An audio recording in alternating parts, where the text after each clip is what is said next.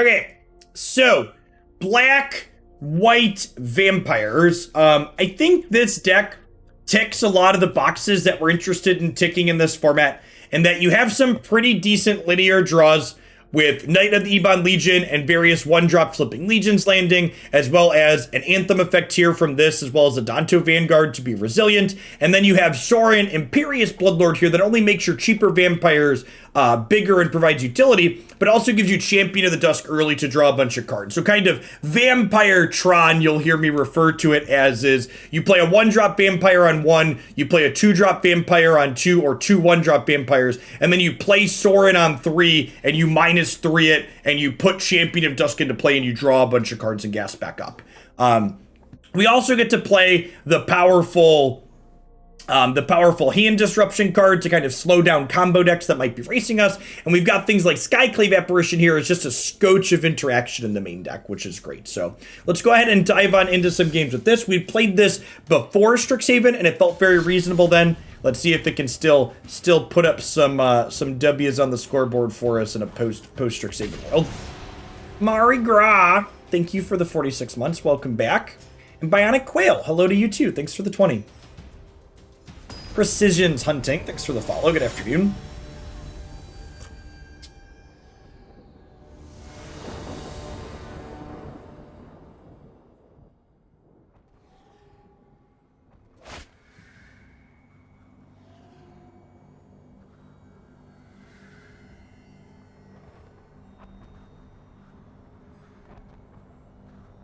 I think the Modal Vampire from Strixhaven just costs too much mana. Three mana for that effect is just a lot.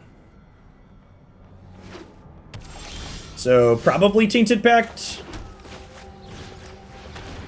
Could be Arcanist. Okay, it's Arcanist. We just take Claim Fame, right?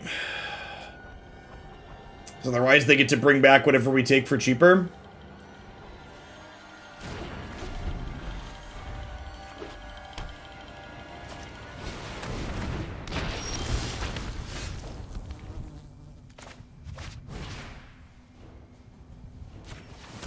This is a vampire.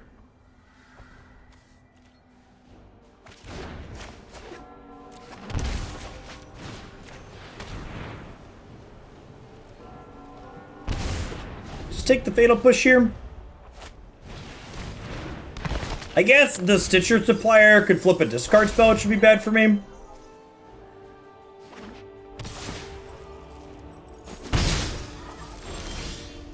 Well, we've done approximately infinite damage to ourselves here, but we get to exile this. Four Agdom's Awakening might be too many.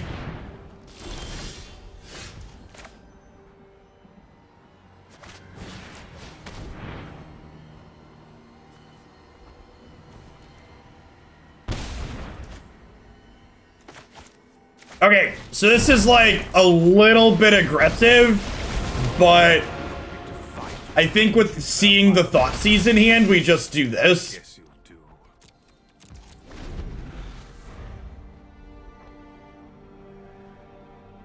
Doing our best Death Shadow impersonation here.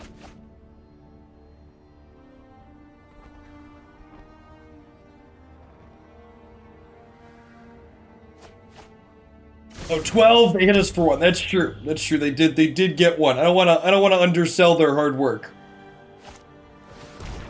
Yeah, lifelink on the Adanto could drag us back into the game for sure. Yikes. That was a really good draw.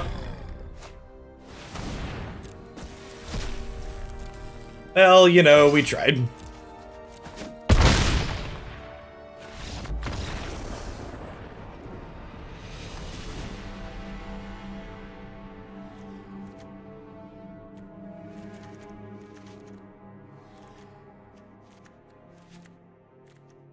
I actually have a ton of cards for this matchup.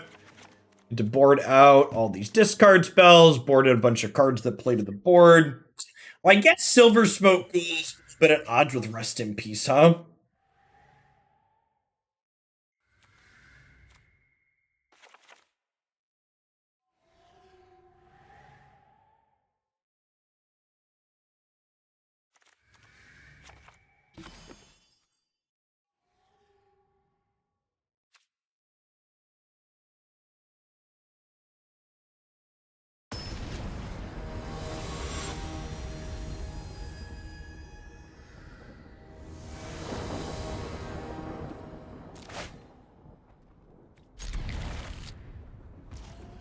Alright, you return one discard spell.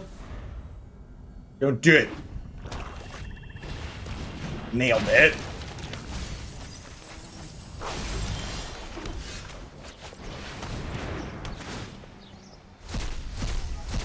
Go to sleep. Go to sleep. Go to sleep, little Arcanus. Do-do-do. Do-do-do. Do-do-do-do-do-do-do. Do-do-do. Do-do-do. Boo-do-do-do-do-do-do.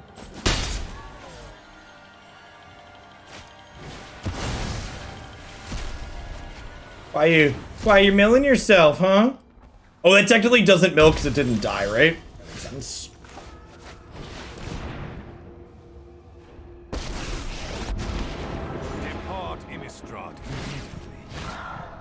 I assume this is dying based on... This isn't doing anything anyways, so I'm just gonna play it out so that way they can't Thoughtseize a land here. We are on empty, but we have Castle Locthwain, so like...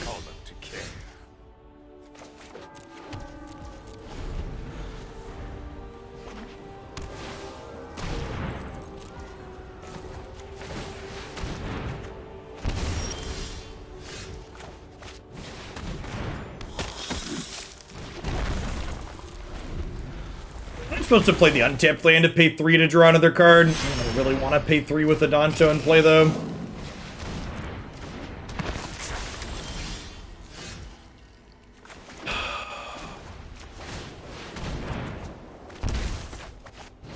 Okay, okay.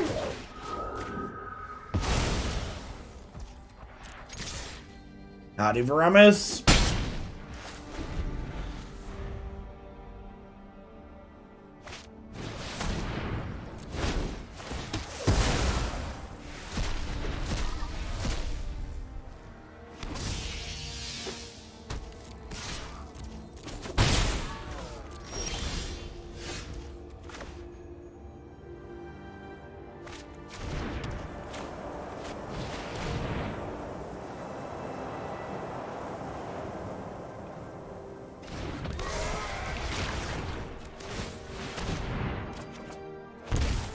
Okay. All right. Sweet. We just needed like one good turn here.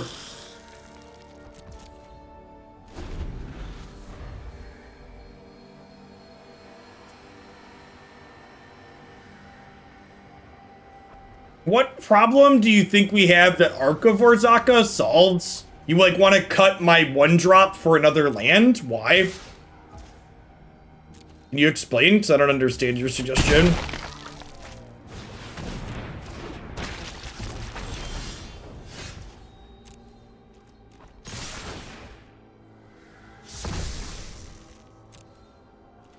I can't, my 2-color deck can't afford to play a bunch of colorless lands, no?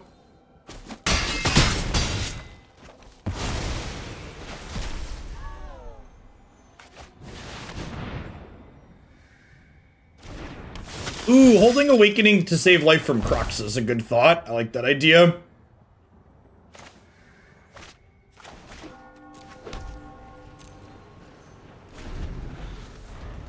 Yeah, our mana base is very demanding in terms of colors.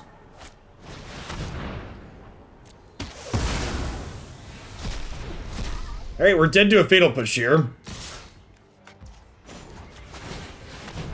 Which naturally that means they have it, right? Nope. Alright.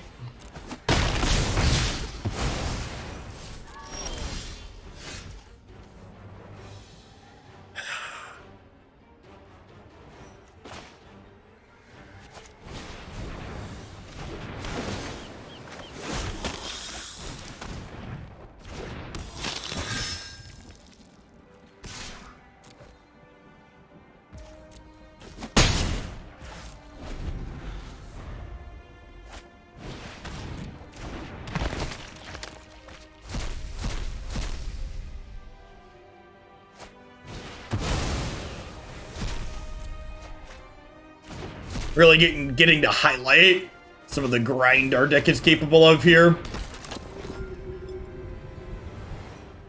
our various utility lands and such.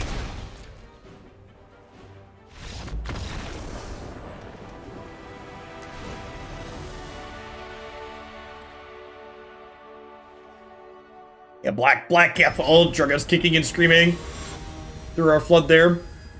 Thanks for the 2 years, by the way, T-Kush. Welcome back.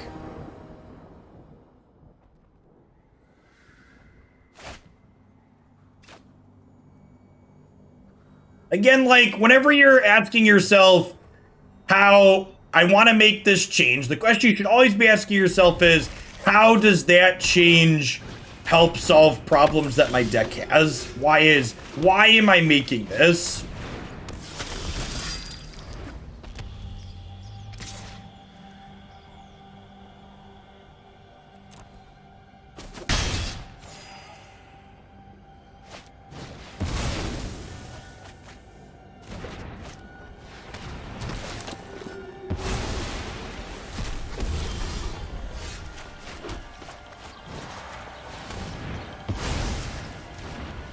Make my deck worse so I can blame it when I lose.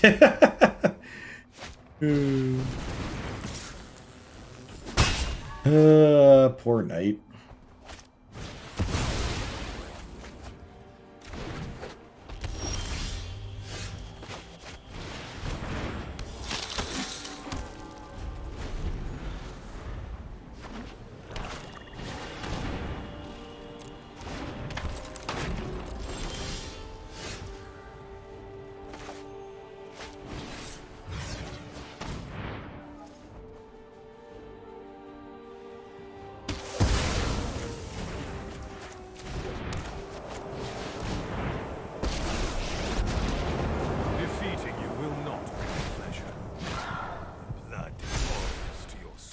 This connects. That's really solid for us.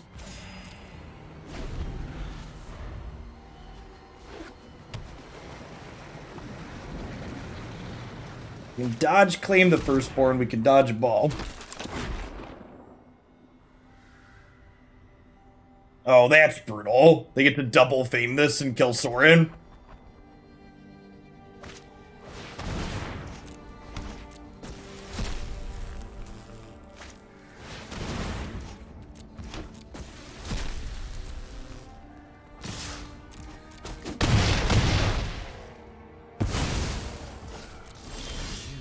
I was hoping to get a little bit more value out of that Sorin.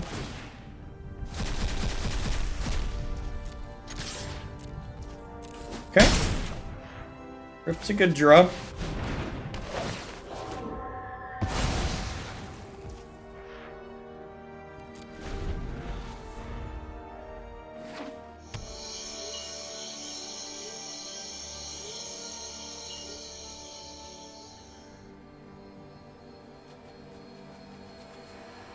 Young Pyro is their primary win con once rest in pieces in play, that is true. And we're at 22 here, right? So like our Black Castle has a chance to go to work still.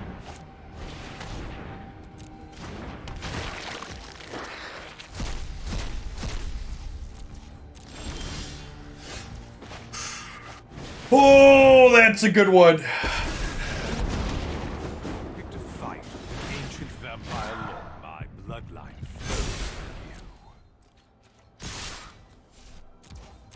Another village rights here.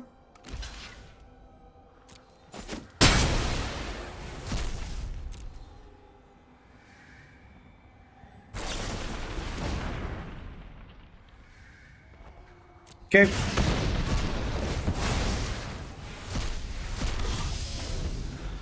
This isn't quite dead yet.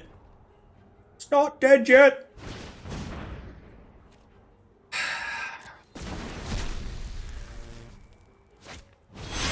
Maybe they'll pay for life 3 times.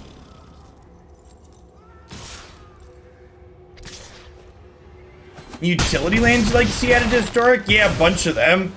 I'm gonna have one of my top 5 videos I've got coming down the pipeline is gonna be top X lands I'd like to see added to historic. There's a bunch of good additions that we could see. Who let this through? We had a big donation from Obi Winter to push it through. Give you a teaser. If I give you a teaser, you won't click on the video chat, but you won't believe number 3. Number 3 will shock you.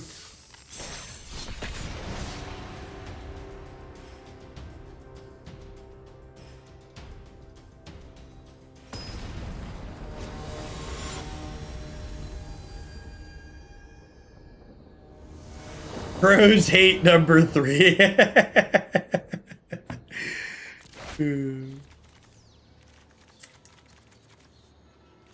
Hey, look, chat, it's another Lurus deck. That's a card that should definitely still be legal.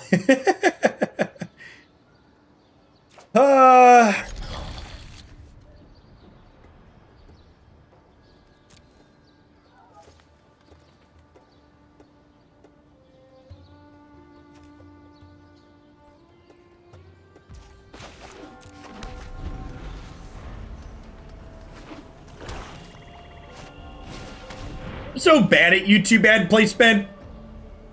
I'm a reasonable person. I try and put ads in between the games instead of right in the middle of them.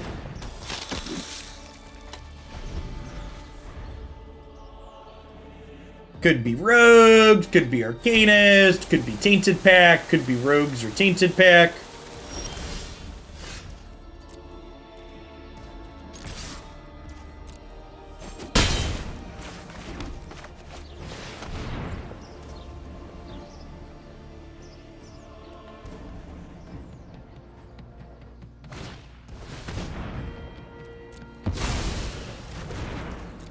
There are ads on YouTube.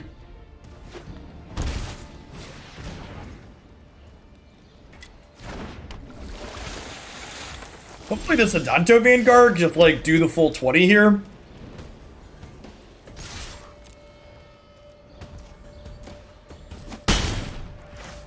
This is another matchup where our Rest in Peace on the board will be great.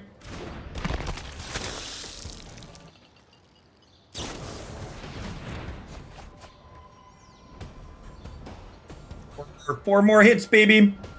Usually they're on Fatal Pushes and Drown in the Locks game 1, so Adanto could just run them down. Yeah, I think they're drawing the Lurus because they need to like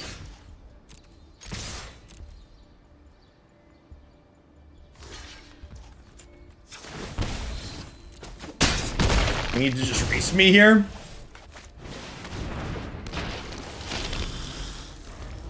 Now hold on to this Awakening, so if we draw another land, we could bring back the other Vanguard out of the bin.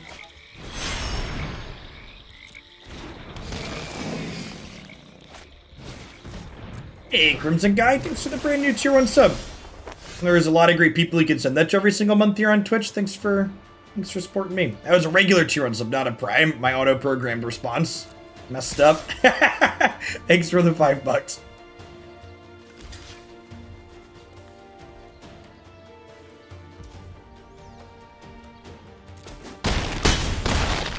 Pre-programmed response malfunction.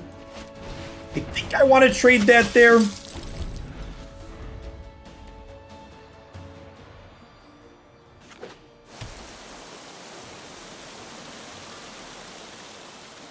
I could have sacked that to draw a card, but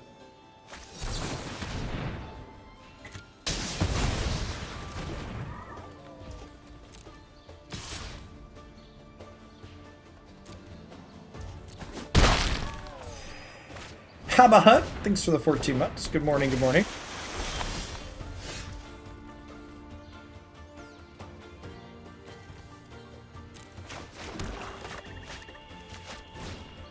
Hey, counterspell me again, I guess. This doesn't get drowned. You have memory lapse. Okay. And then I think we just pass here, right? There's no reason to attack this in here. They don't have anything else in their bin. They just get to recast it next turn. I don't really want to trade this for this right now.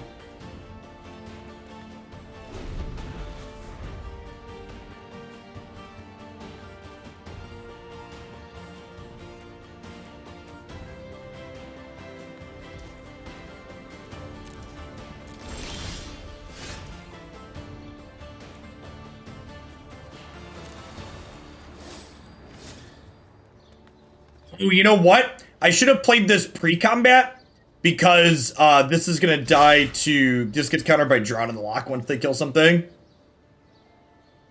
The flying doesn't really matter.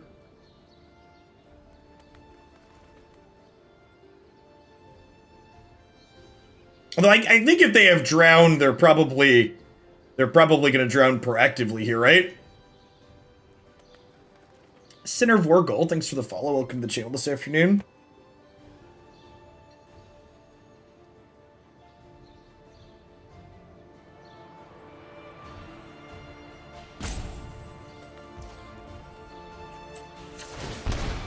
Oh, I should have just clicked OK because they were dead. There was no reason to pay life there.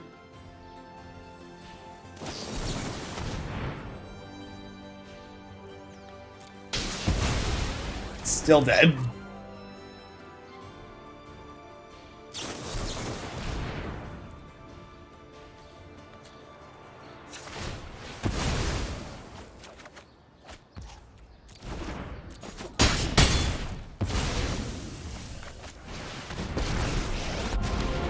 Depart Innistrad immediately.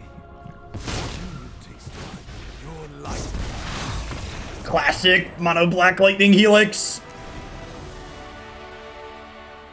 Vorinclick's version of Sultai Yasmin. I don't know what Vorinclick's would add to that deck. Maybe Crimson. So, Atarka's Command doesn't really lend itself to a traditional burn deck so much it lends itself to like a small creature zoo style strategy.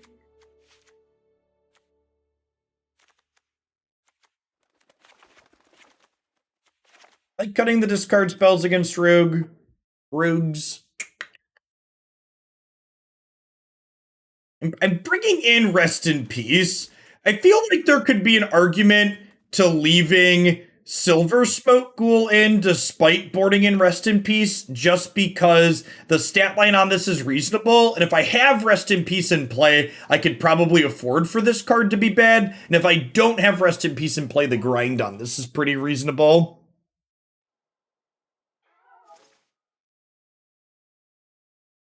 I would love some other landfall creatures. Steplings would be gasoline. I'd play a lot of bad Steplings decks.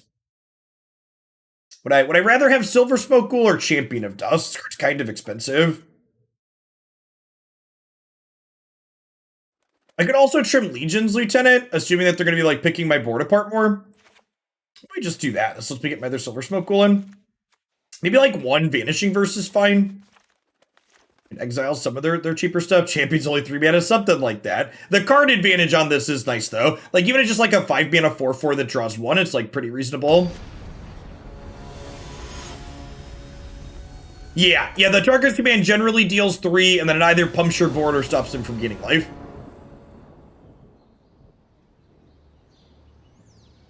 Is exactly correct. That's how it's been used traditionally speaking.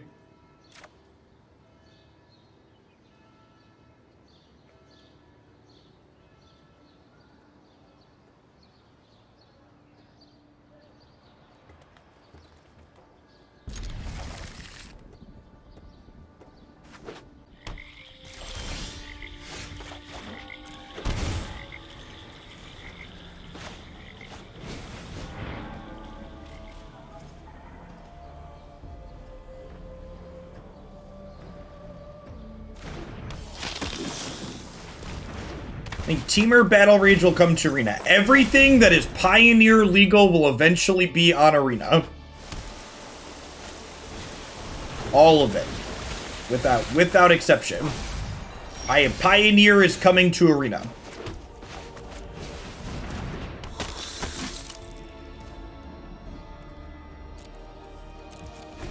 I'm not attacking with this. I want to be able to block the Thieves Guild Enforcer. Cavern is not Pioneer legal, no.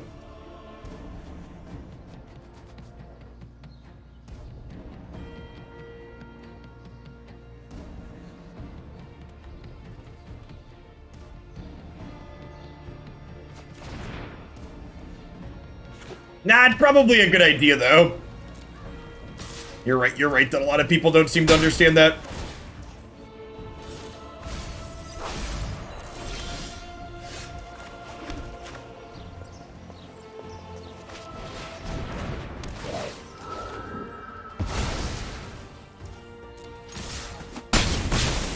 Get our race on here. I pulled a Vodrak out of a pack. Is it a sign I need to build a bad deck? I think that deck is very good, okay?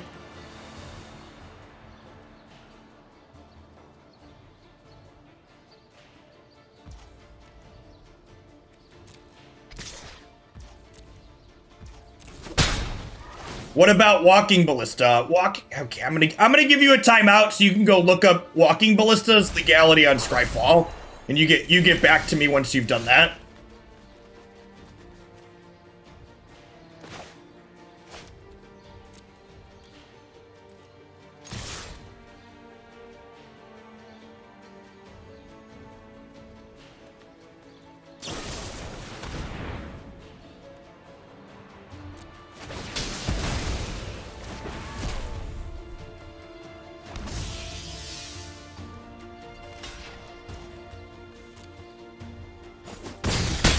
We had a little bit of a whale war, Bob, while you were out.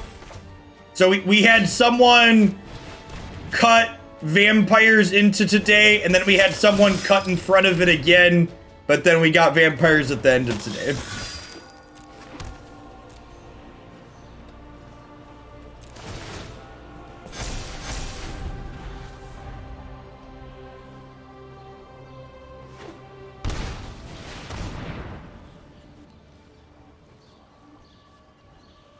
Oh, for fuck's sake.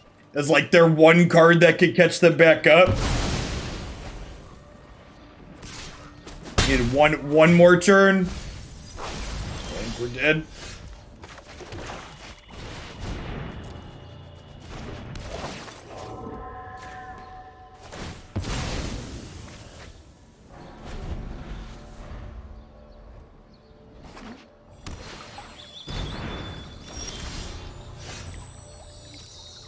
I mean, if this resolves...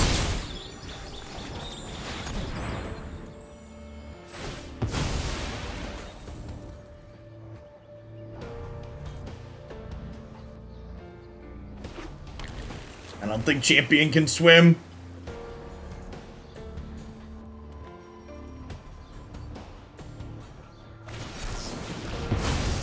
Fortunate.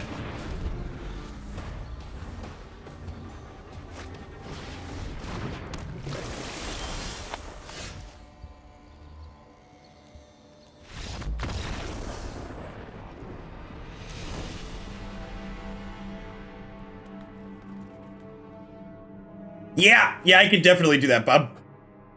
In. See, it worked out for you that your deck submission got pushed out of today.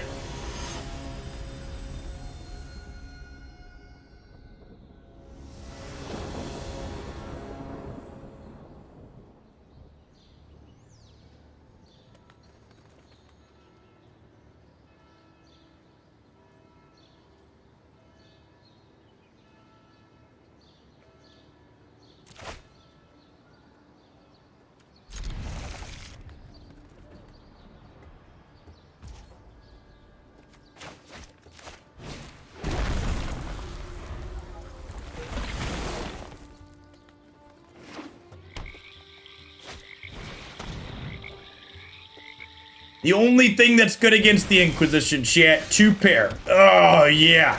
Hit that sick Inquisition bug here, too.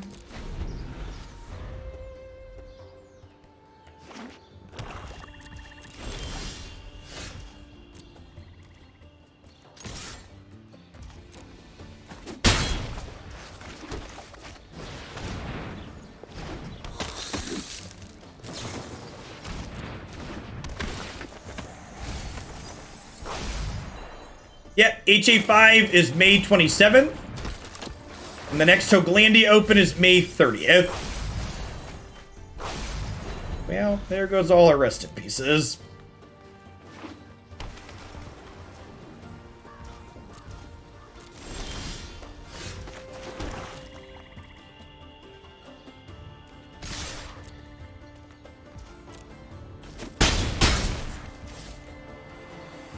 We're just passing, no real reason to play into Crippling Fear. Yeah, I'm pretty sure we're banning Thassa's Oracle.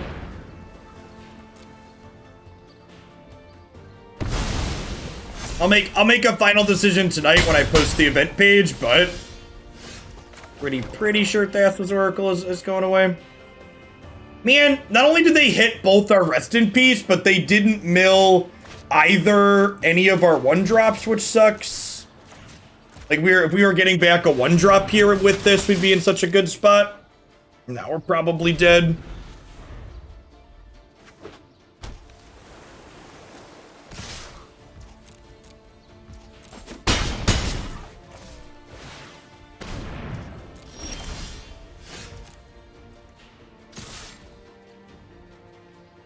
I played this last turn as opposed to one of these because I wanted to be able to draw a land and play 2 of them this turn, but it's never lucky.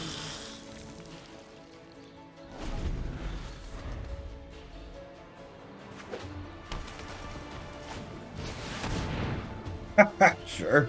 Sometimes they want it more than you, Chip.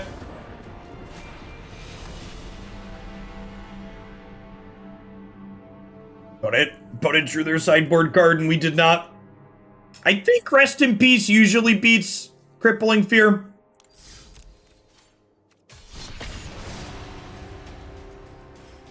Yeah, I think Tainted Pact pushes the format in a direction that's really good for Jeskai control, Bob. Which is honestly another reason to ban Oracle, in my opinion. Magic's better when the creature decks are better, in my opinion. So, like, when Gruul and Green-White Company are the better decks in the format, I think the format's in a better, more reasonable spot.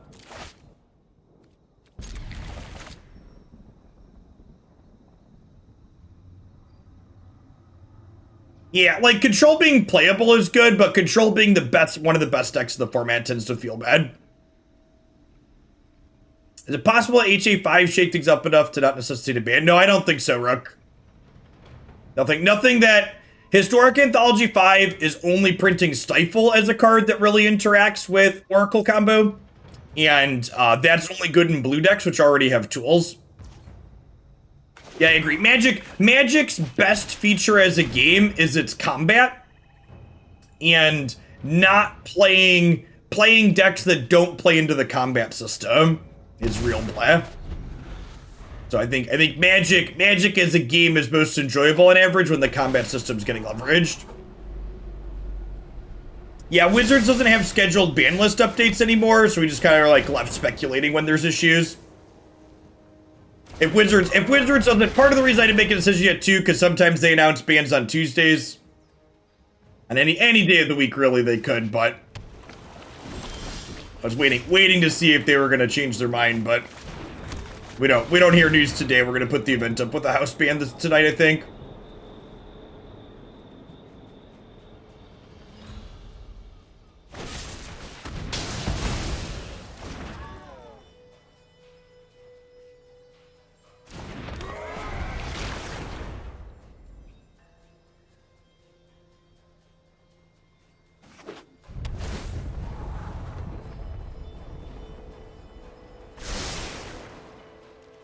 I mean, if I miss on this land drop, I'm gonna cast my 3-drop next turn.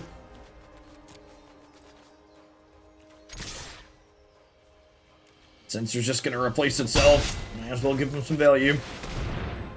This is the part where they cycle Sensor and then untap and sweep the board.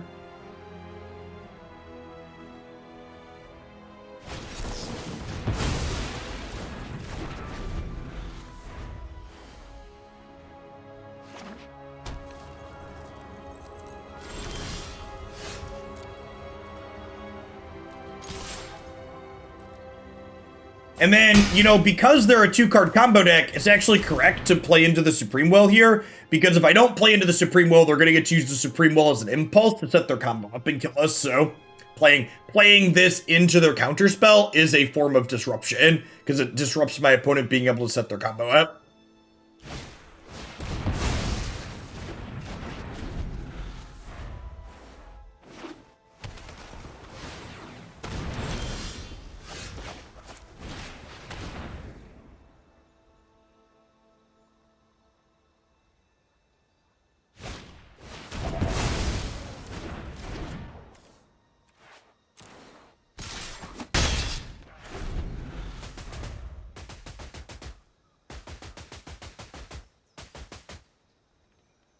and this replays a tutor from their graveyard, they have to discard some cards to turn it into a tutor, but it's just like a brick wall. Thanks for the ball, Lava Dragon. Good afternoon. Can we draw a white source, please?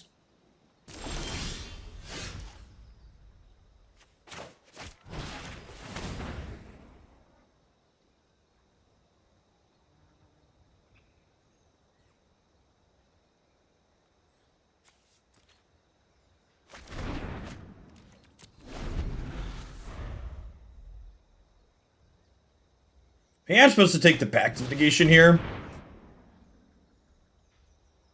We're gonna need to, like, Pact my Skyclave next turn and keep their Lurus around.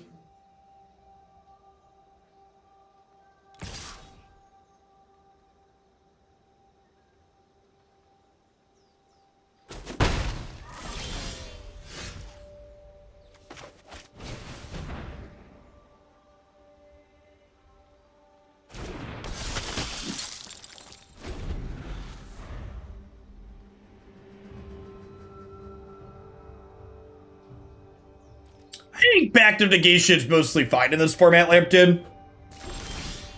I think it's really only a problem in decks like this, and that's more of a symptom of the deck itself rather than Pact of Negation. Alright, Gas Time Walk. Go.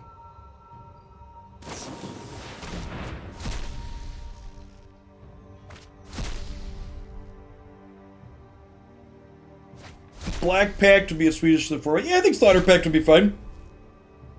Hey, thanks to whoever just checked out the Star Trek promo. Be sure to drop me a DM of your account at level 3, and I'd be happy to gift you a sub to the channel for supporting my content.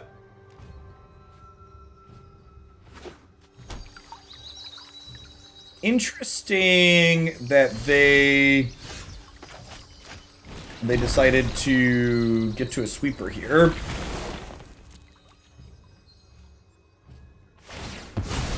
Kind of surprised they played the land out too. Would have expected they want to save some lands to pick Fae of Wishes up here. It's not a white source, but I honestly wouldn't want to Skyclave this anyways with the Languish face up. And now if I draw another land next turn that's untapped, we can champion and draw a few cards here.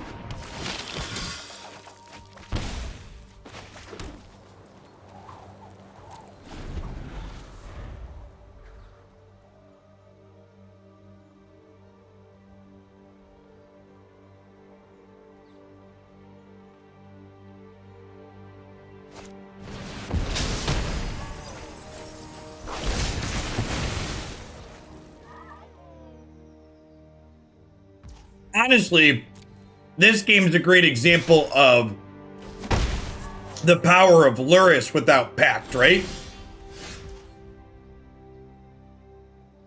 Like, if they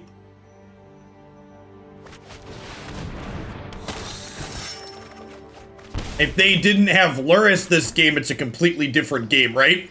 Because, like, remember, I Inquisitioned this Fae of Wishes early. The only reason they had this to tutor the right answer, and, like, this just 3-2 lifelinker, like, locked me out from attacking.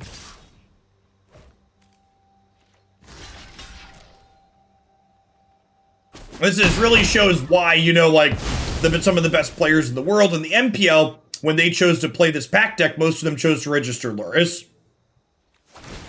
Because of the staying power it gives in a game like this. Discard by Mazebind Tome to replay with Lurus later. Gross.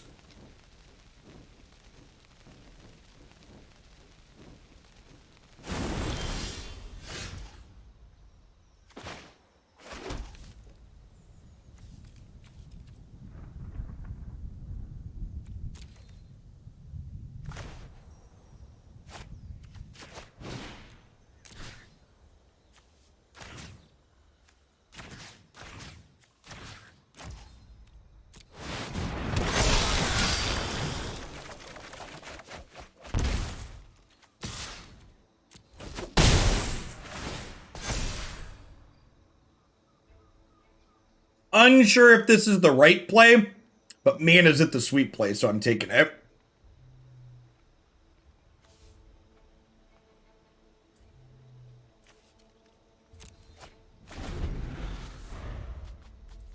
Oh, you know what? I should ban probably one of these. They're probably going to Legions in me.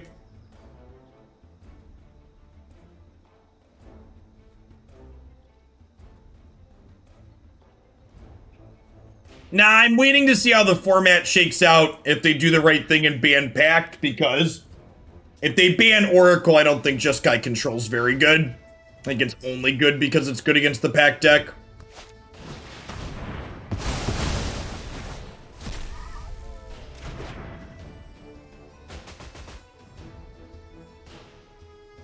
More of a metagame choice than an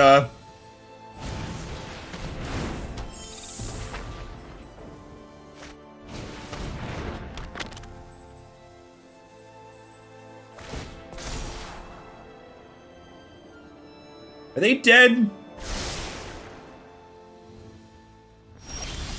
Let's do it, right?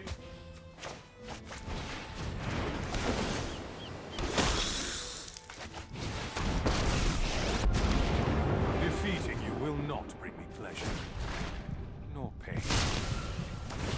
The blood.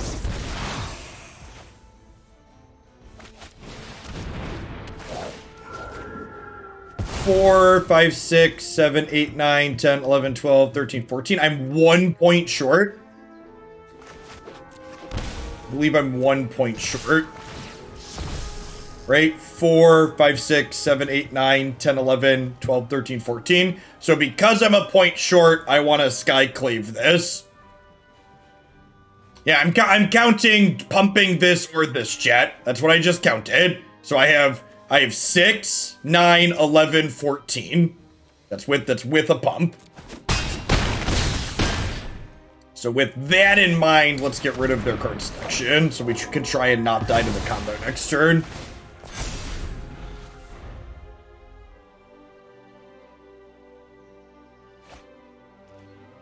They put a card on top, so either they have a sweeper or we're dead. Yeah, chat, no matter how you cut it, we only ended up with 3 extra damage.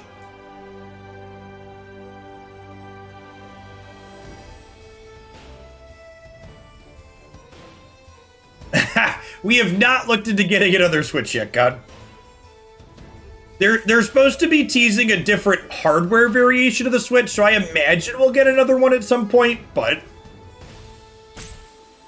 the moments where, like, we like, there's 3 people that want them all at the same time are low. Please be dead. Please be dead.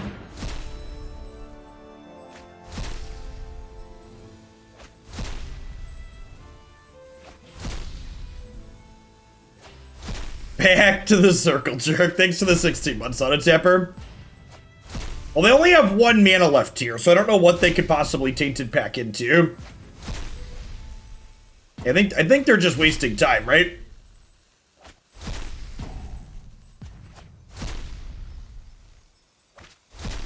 And again, something to point out, people talking about how much Tainted Pack there is on the ladder. Our opponent is ranked 370. Almost every person we've played at 99+% today has been playing Tainted Pack.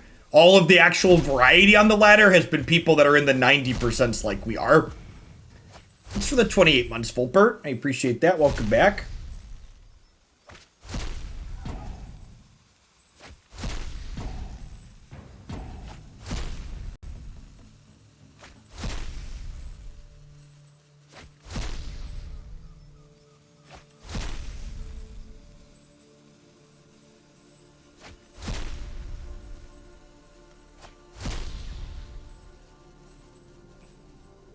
Down here, salt is a way of life. Obviously, the environment down here is all salt. The ceiling's salt, the floor is salt, the walls are salt, and to an extent, the air is salt. And you breathe that in, and you can constantly taste the salt.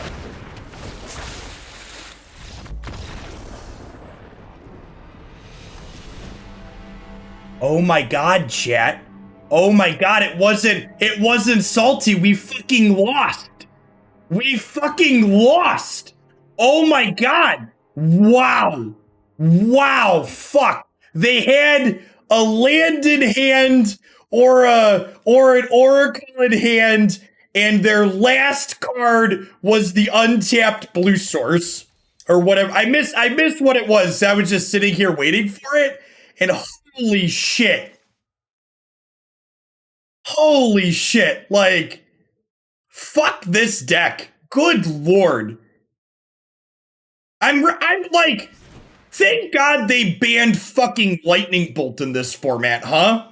Like, thank God the tyranny of Lightning Bolt isn't ruling over our heads. They had the foresight to do that. Listen, chat, I was playing the salt video preemptively because I am a giant fucking pillar of salt because Wizards of the Coast can't manage their formats in a reasonable amount of time. What a just giant pile of bullshit.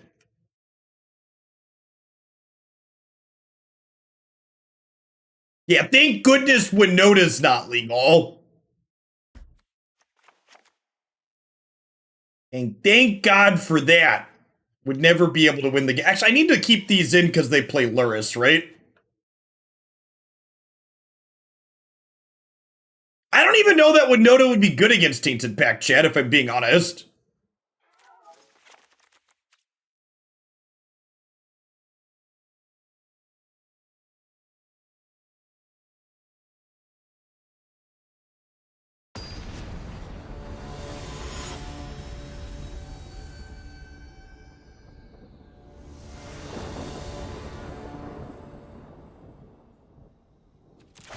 So chat, for the people that are talking about, are there turn off enter the battlefield effect creatures that you can play? You don't understand why the pack deck is good, chat. You can't just play a card like Hushbringer or Tecatli Honor Guard in this matchup because they're a fucking control deck, chat. Their deck is full of cards that look at those cards and laugh at you. Their deck couldn't give two shits about your 2-mana 1/2 or 1/3. Their deck already has 800 main deck ways to take that crap off the table.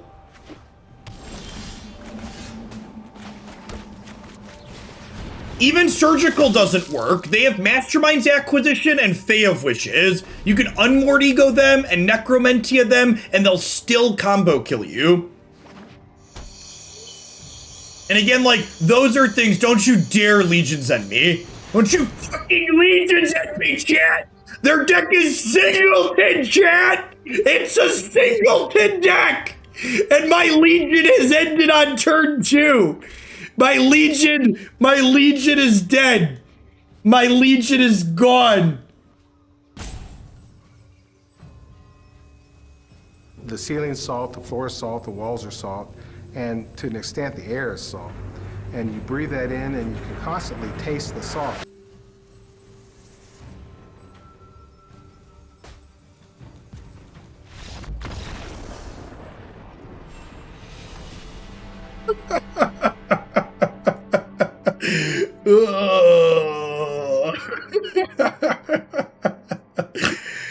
Oh, magic. Burn it to the ground. Thanks to whoever checked out the Star Trek promo, number 69. Nice. Appreciate you.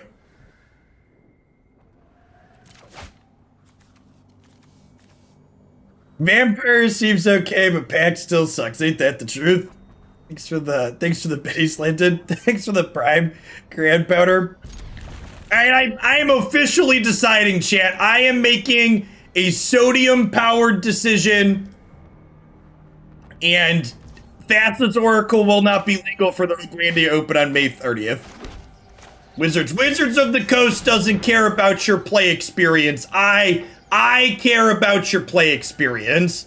I want you to have fun playing Magic.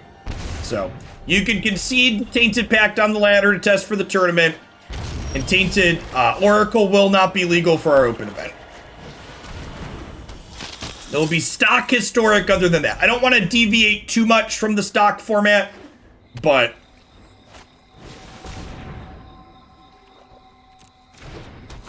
best decision I've heard all day. Thanks for the Vinnies, Roskaz.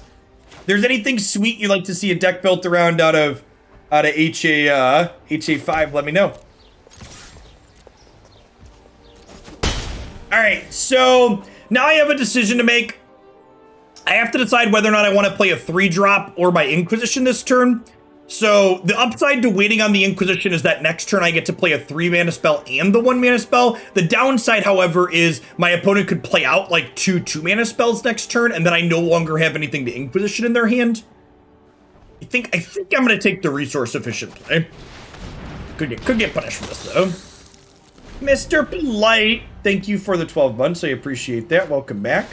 I mean, like, it's really not a big deal to, like, require people to manually check themselves. It's like, you know, the deck lists are open, right? So, like, if you queue up for a round in the Hoaglandia Open and you see your opponent has a card they shouldn't, it's, like, real easy to be like, hey, this isn't okay.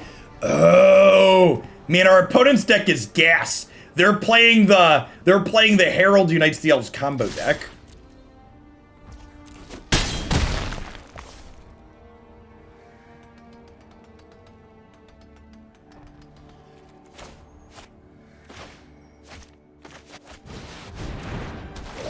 Just getting rid of one of these.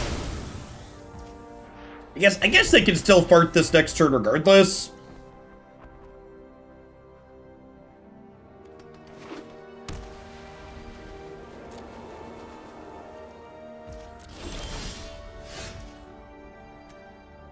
So this means they'll be able to kill Skyclave, but they'll take 6 while they'll do it. We'll flip the Legion's Landings. That seems fine for us.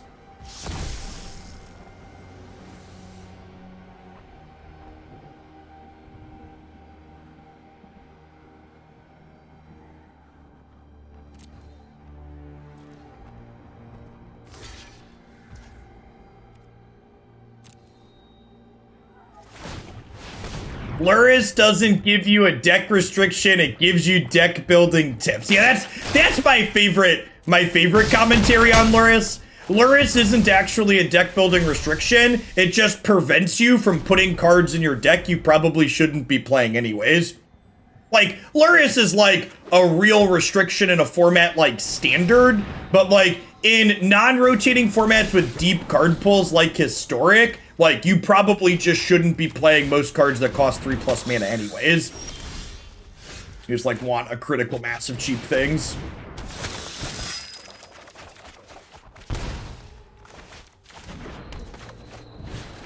We drew a couple of cards.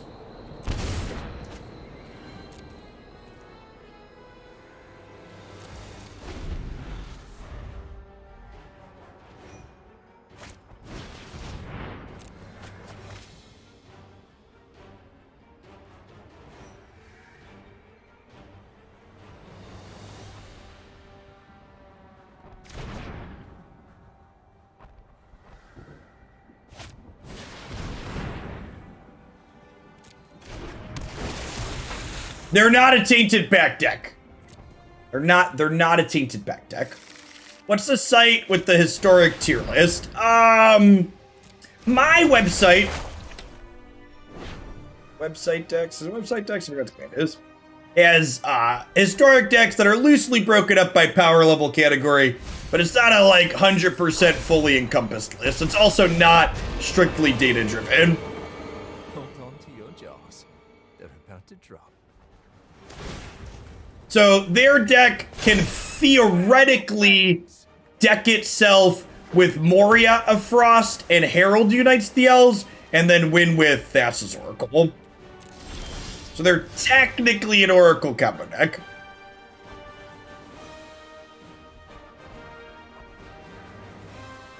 How am I gonna push through? How am I gonna push through this board state? Do we wanna draw 6 cards, Chip? There'd be a deck that plays Tainted Pack without Oracle. Yeah, I think the existing pack deck just like exists without Oracle. You just play Jace instead.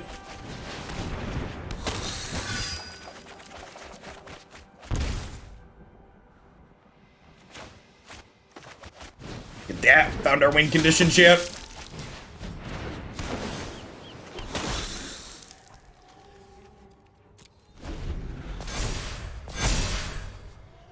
Yeah, some variations Crackling Drake as well. And the upside to banning Oracle 2 is it forces those decks to no longer be Lurus decks, which also removes some of their power level. Thanks for the follow, Sushi. Good afternoon.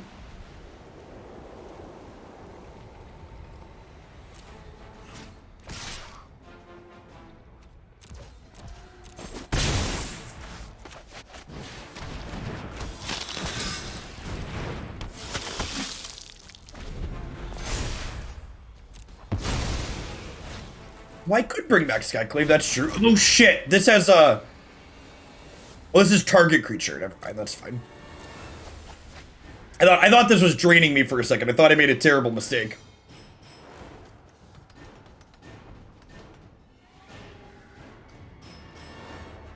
Dance Gloria, thanks for the follow. Welcome to the channel. When was the last format breaking card banned in Historic? Sultai midrange had almost 40% saturation at an MPL weekend, and then Uro was finally banned shortly after.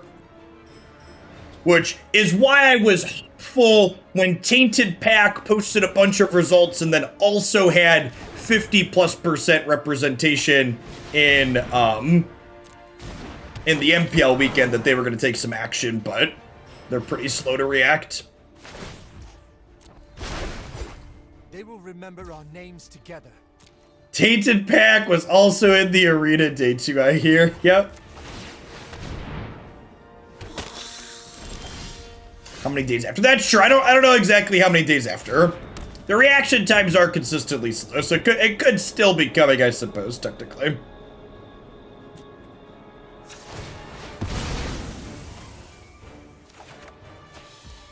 Don't we Thoughtseize and swing for lethal? Did I have lethal?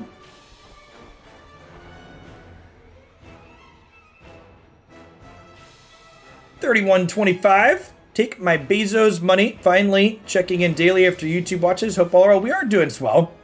We still have lethal. They have 1, 2, 3, 4, 5, 6, 7. 3, 4. 3. Do I have 3 tokens here? It's 3, right? 1, 2, 3, 7. I technically still have lethal. Yeah, we have one more creature than them. We could remove a blocker. That's true.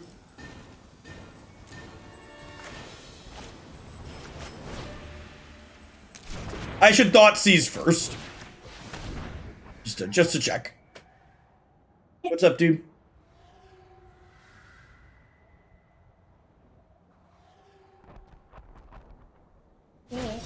You're not allowed to play online for this one, okay?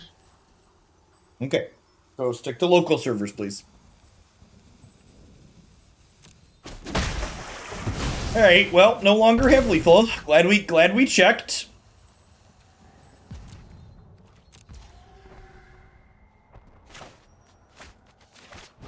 I guess we still just do this, though, right? Just like pick this back up and do this too.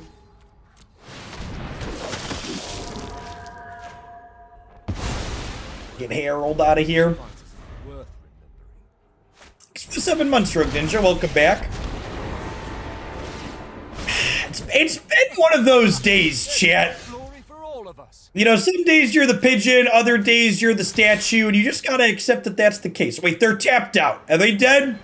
Did they die? 4, 5, 6, 7, 8. 1, 2, 5, 6, 7, 8, 9. They're dead, right?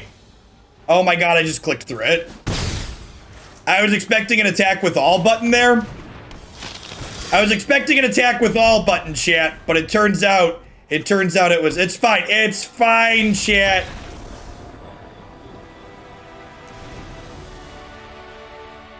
Okay, so their deck depends on the graveyard, so Rest in Peace is good. Their deck also depends on an artifact working, right? So Fracture is reasonable. Silversmote Ghoul, the matchup does not seem to be about grinding. Honestly, I know they're kind of this combo-y deck, but I feel like our discard spells are kind of meh.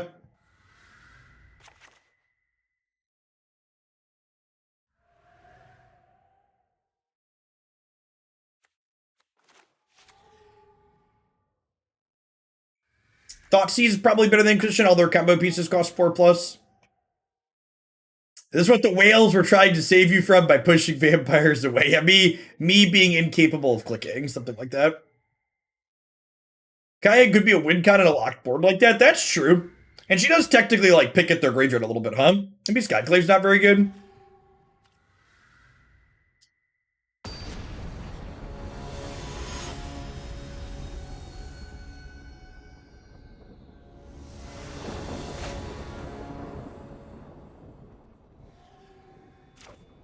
Sure.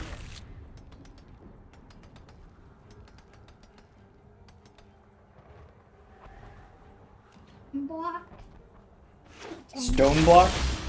Oh. Didn't we already buy that one? Different virgins. You spent all your Minecraft money already? Yeah, it's to see if there's a virgin.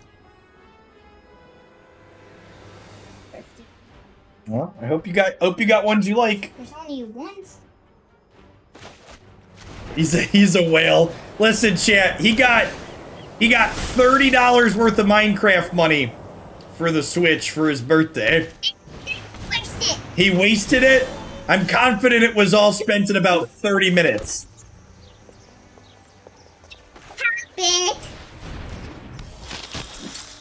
I'll be able to buy it again in a while.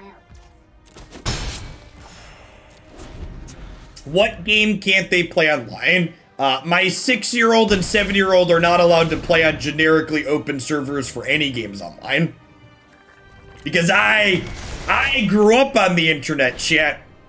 They can maybe play online games with randoms at, like, what's a reasonable age? I don't know, it's gotta be like at least 13 or so. I don't know about 18, but like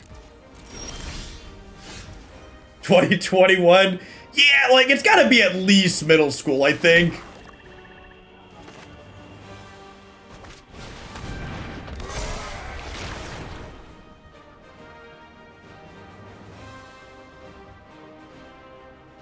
Okay, you can also... No online games until you're married. You can also, like, realistically, like, just disable voice and stuff, too, but...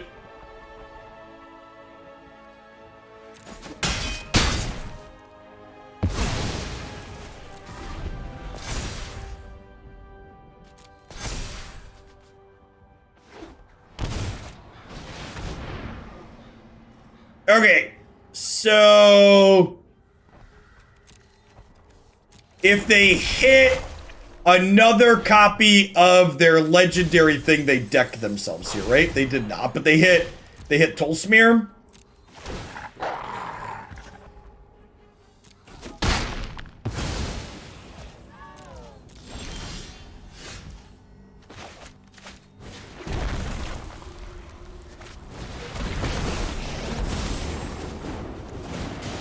Dispel it. I'll be back.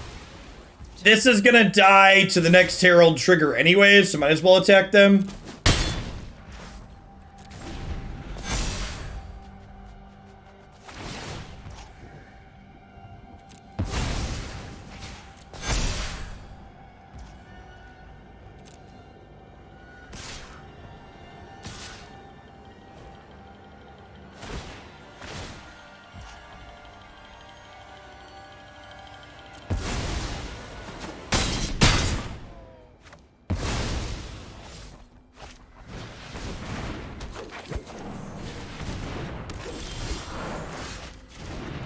Alright, we're gonna draw some cards. I think I'm probably dead, right? Because I get to, like, give -2/-2 again here. So I can, like, trade with... Oh, I can't trade with anything, right? We're just taking 12? Right, because all 4 of these trigger... I was thinking we were gonna have a 2/2, but they have 4 triggers now. If I play this and go down to 5... I could technically draw an untapped white source and play this, but we're, like, not coming back from that position, right?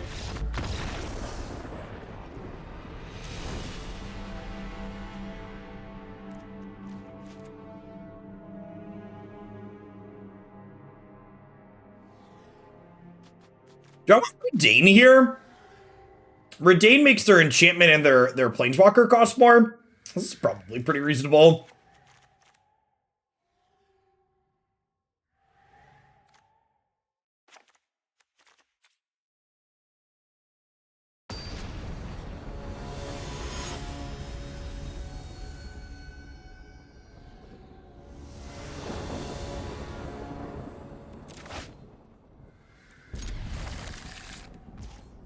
It's decent.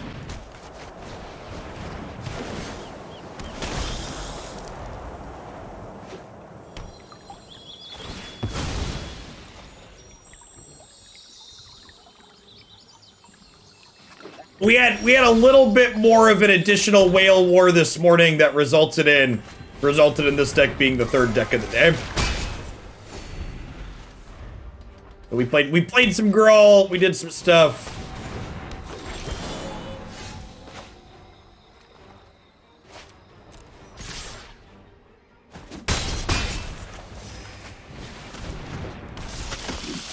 So Vampires and Jeff won the war. I did, yeah.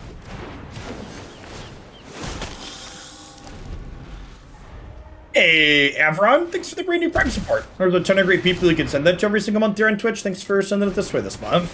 That's super unfortunate. Little punish for playing the second one out aggressively here. Do a video on the last 3 store cards? I don't. Two of them were just like cards we were expecting, and the 3rd one just wasn't very interesting.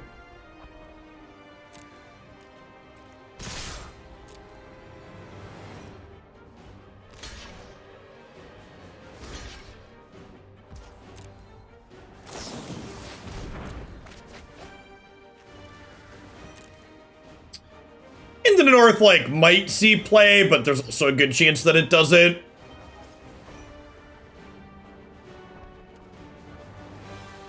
Why did we assume Elishtorn was coming? Because we got the other 4 Praetors. Elishtorn's technically part of a cycle. K-Command, and Elishtorn were the last cards in 2 cycles that we already had the other 4 copies of.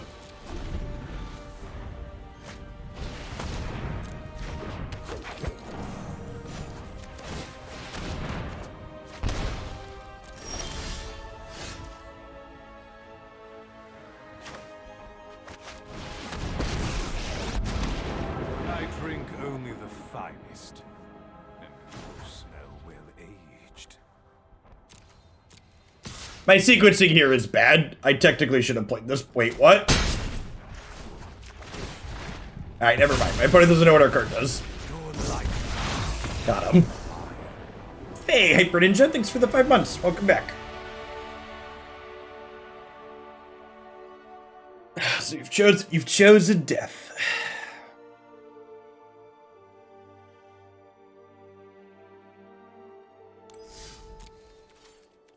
I mean, to be fair, there's probably a good chance they just couldn't win next turn, and they didn't have any outs, and just faster to not block than to concede. I technically should have attacked with my 3-1 before playing the Sorin, though.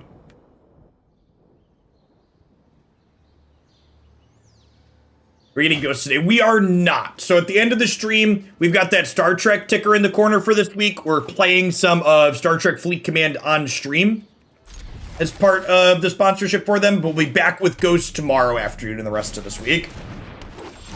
Ghosts of Tsushima was very good yesterday. Seems like it does a lot of the things I like to do in a video game.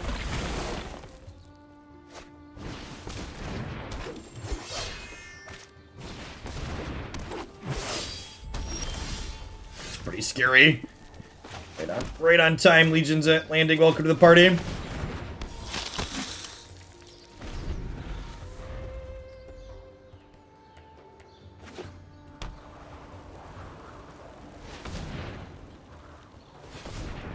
What is your quest, opponent?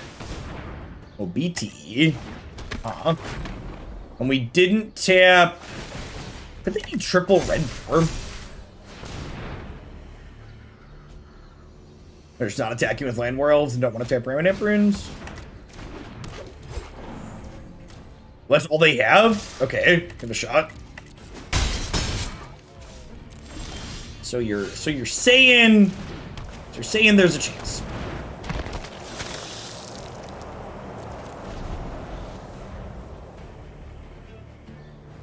That smashing PO was really solid. Hey, never not dead to cleave.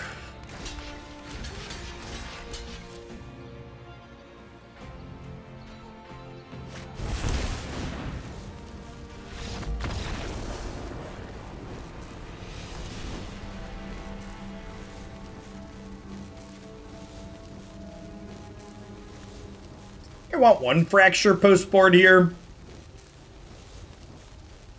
Thoughtseizes Inquisition's out. Definitely want my Vanishing Verses. I'd rather have Silversmote Ghouls than a Vanguard. Silversmote plus Sorin can really go to work in this matchup if they line up together.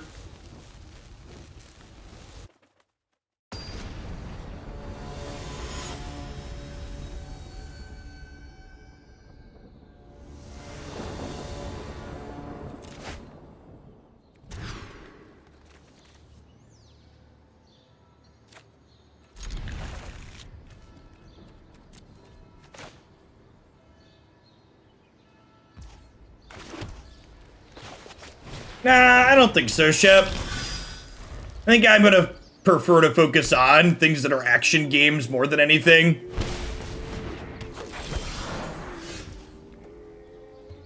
There a company deck would Reidane come in? Maybe?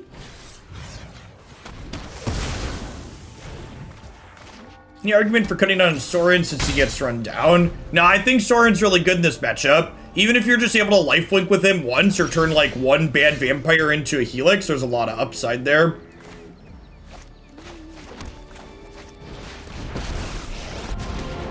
Depart, Innistrad, immediately, or you will taste it. This is but a taste of my power.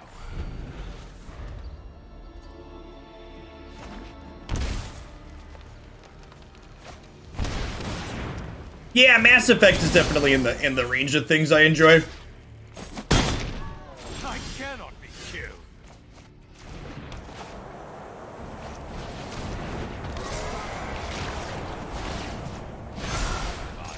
Like even this sequence here, right?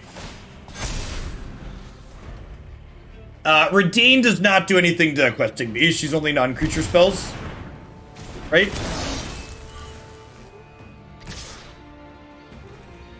Okay, and then you're dead on the backswing, so good job. My heart is too hollow to care.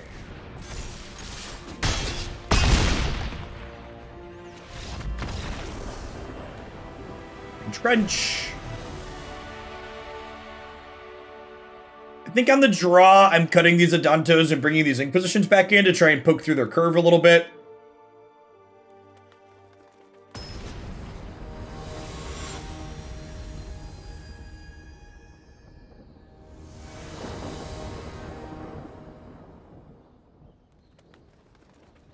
I mean, to be fair, they probably were just dead based on how my stuff lined up anyways, so...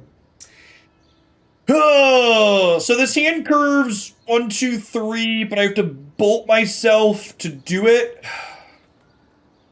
That's probably still good enough because the curve's just so good. With Land War Elves on one, scary.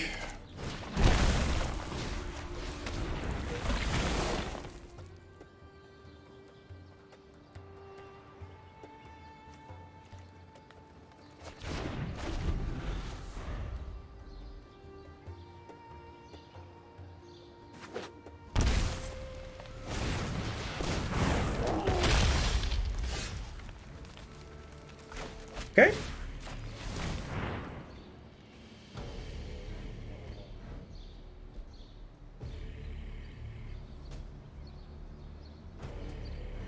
I think it's skews. So otherwise they're going to be able to play skews and make it pretty large. There could be merit to just taking Bone Daddy too, though. They draw like a 1 or 2 drop here and like go Elf, Other Pressure, and then hold Bone Crusher back. I'm in a bit of trouble. Hopefully they're just like casting other Bone Crusher Giant here so Silversmote Ghoul can block next turn.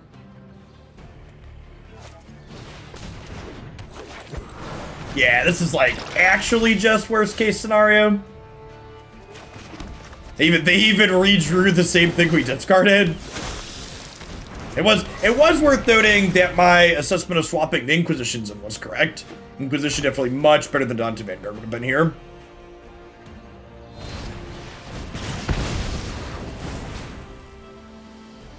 What's my best draw here? I need a Skyclave Apparition to maybe be in the game. Even then it's gonna be tough. We're taking 9, right?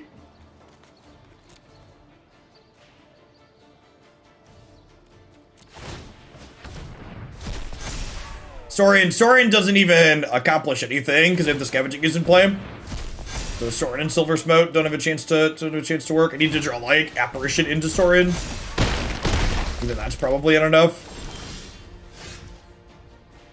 Okay, well.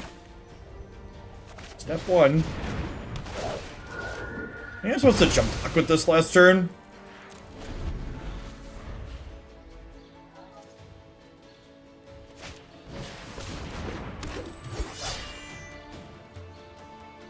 Really needed them to draw land here at some point. But just constant gas.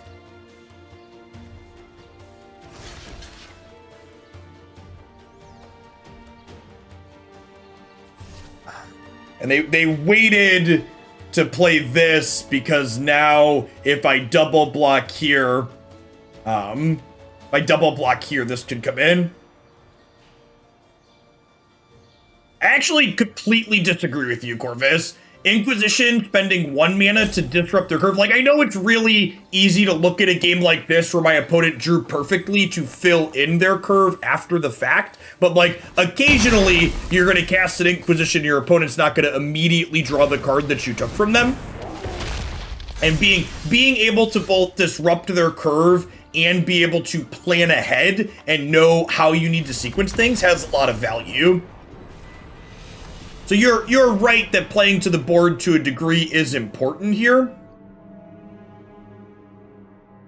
But it's also like Inquisition not costing you life and being able to sculpt the plan and poke through their curve is valuable. Like the actual worst case scenario happened there, right? Like I cast my discard spells and my opponent both had 2 pair and then had a pair and then drew an extra copy of the card that I took.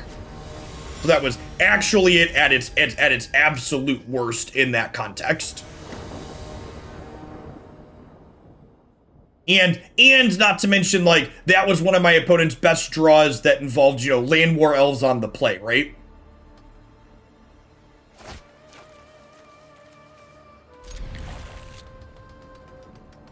This is gonna come as a shock to you at home, but being on the play is really good in Magic. Sure, I don't think they're not suggesting we put Adanto back in our deck back. They're saying do we need to change the sideboard to make up for that?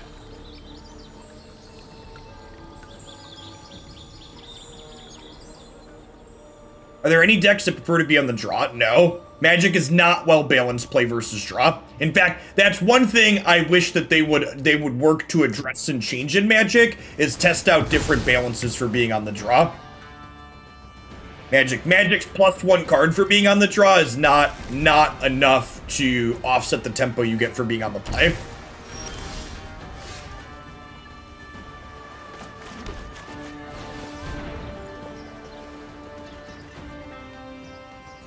Even in the older formats with niche decks, those decks aren't good long. Like, yeah, haha, Manaless Dredge wants to be on the draw. Manaless Dredge is a dog shit deck that's not competitive. It's basically a meme that exists so nerds can say actually when someone says you never want to be on the draw. Yeah, Runeterra's core rules and gameplay are very good. Like, Runeterra's simultaneous turn system is fantastic.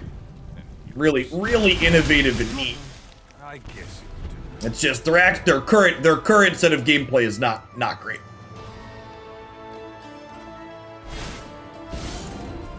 You'll have to get through me first. I mean, they actually just posted data that really highlights why Runeterra's format isn't enjoyable for someone like me, Panda. Like, Runeterra has a bunch of decks that are right around 50%, but they're all around 50% because there's a bunch of matchup polarization. Like, sure, if your decks are all 50-ish% win rates, like, that's technically balanced, but if your 50% win rate is a bunch of 70-30 matchups, that's not very interesting or fun, in my opinion.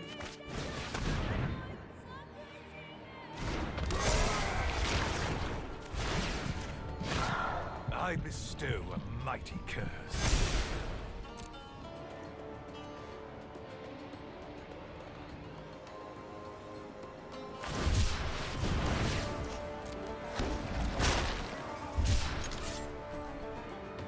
No point in attacking with this, it can't deal damage, that's what the little red around it means. Luna Hero, thanks for the 19 months, I appreciate that, welcome back. Yeah, very rock, paper, scissors. Which, rock, paper, scissors are common in card games, right? Like, Magic has a lot of rock, paper, scissors formats too. It's just with sideboards, you're able to pull your rock matchup closer to even when you're playing paper.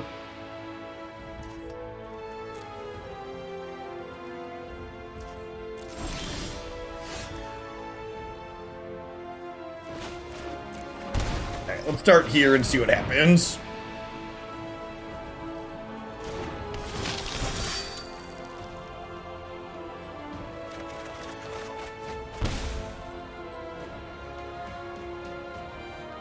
Okay, so what are we putting a counter on?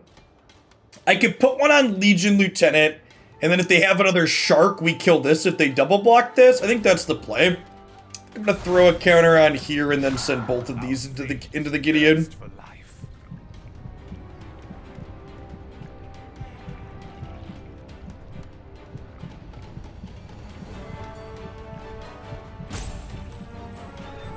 But the person on the draw gets a treasure token. I think that's super lazy and doesn't really fix things.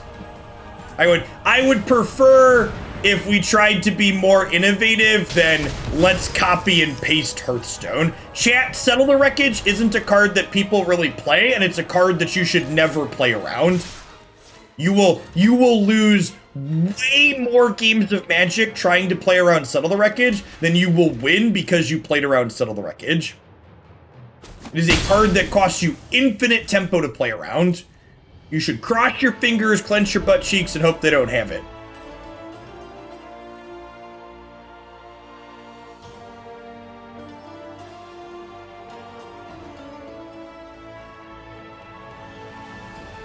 Also, like, life total offsets don't work either, because they're only a benefit in certain matchups. Try getting through me. There's lots of more nuanced things you could do. Like, for example, something that I've talked about before that I think would be sweet to try is they could have it so the person who's on the draw starts with 8 cards in their hand.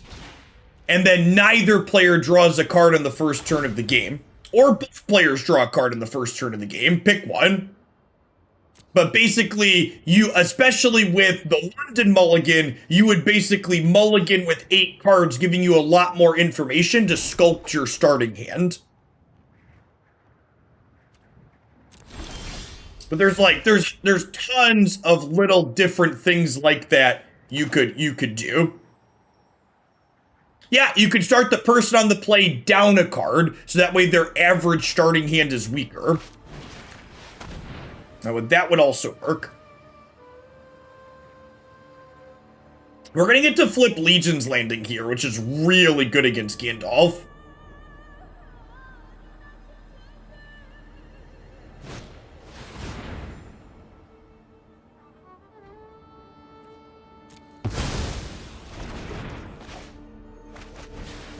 I don't think a free scry is good enough. I don't think that's enough to move the needle.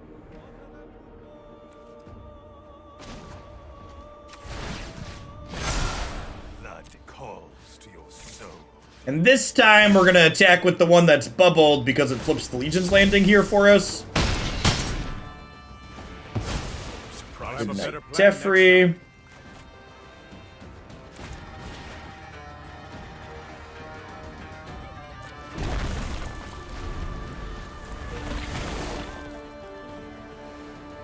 I mean, to be fair, Socio Penguin, every time someone says a mulligan's gonna break a format, it really doesn't.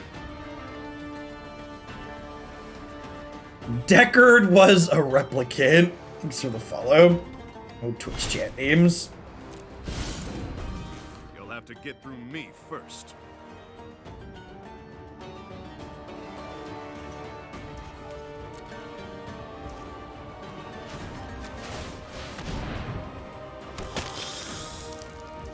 What's going on, Dark Joker? Good afternoon.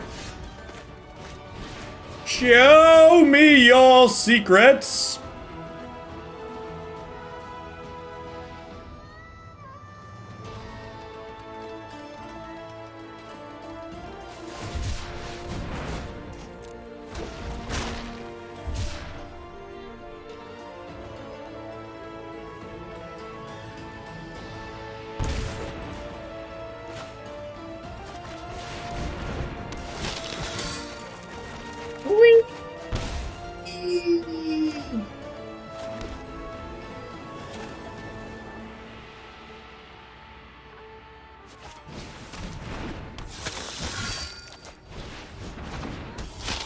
Any of the above 3125. Magic is objectively a game that doesn't have good play-draw balance. And I think that it would be worth trying anything to try and change that. You could give being on the draw enough of a boost to like make it beneficial to want to be on the draw. You could just change some small thing to make it less of a detriment.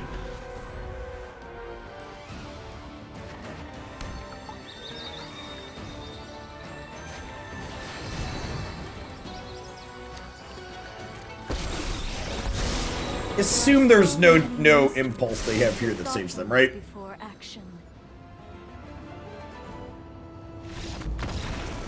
Our deck's pretty good into Gandalf. We've got like Vanguards and Knights and discard spells. We got Silversmote Ghouls that grind. Got some Reidanes here out of the board. Probably a Fracture in matchup, huh? Kills their Planeswalkers.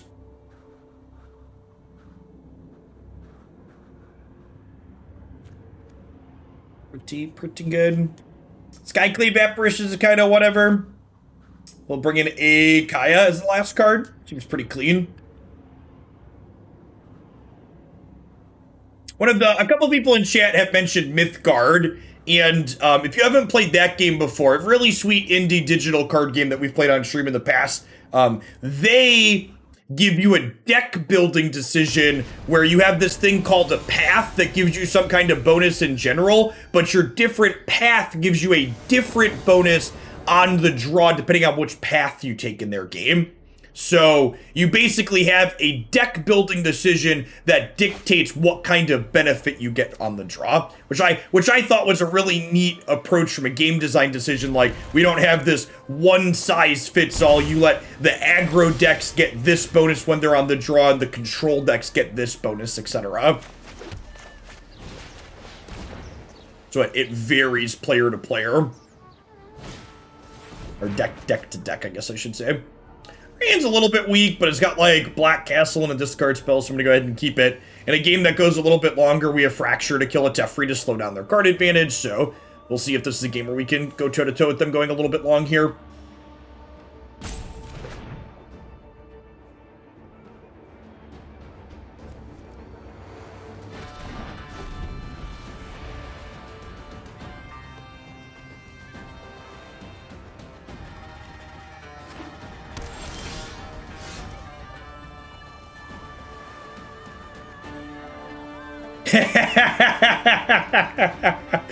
This...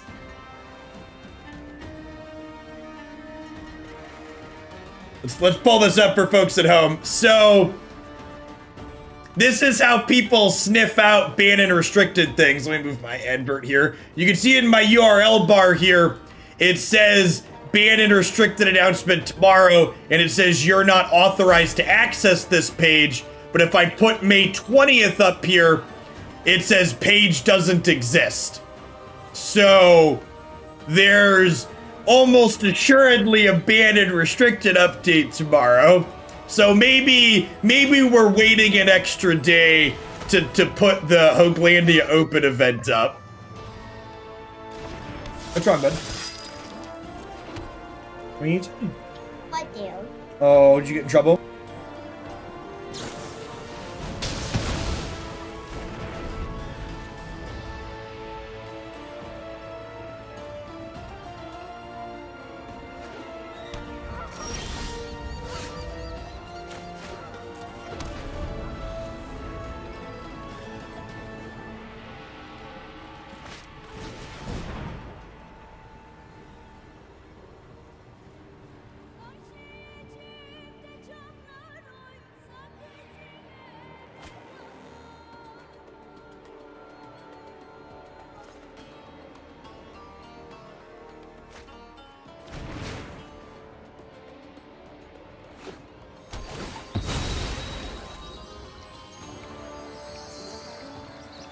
It's tough being 6, Jeff.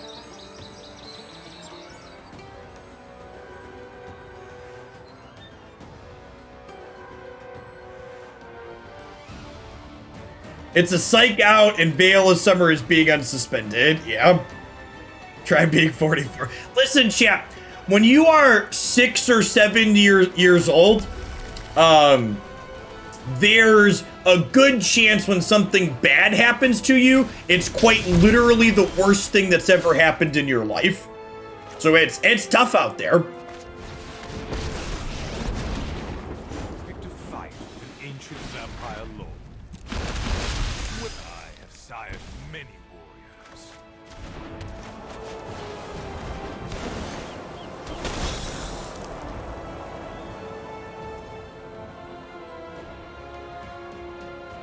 This is the worst day of your life so far. Big mood. Big mood.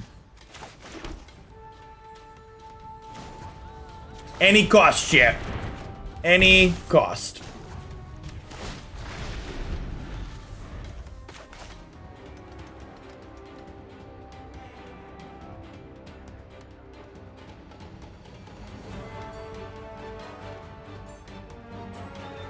Oh, they get much easier as they get older, Nucade. The child difficulty bell curve, it like spikes sharply at like 10 to 11 months, and it keeps going up until about 2.5, 3, and then it starts to curve down as they understand more. I know, Myra. We need to move. The kids definitely get less difficult the older they get.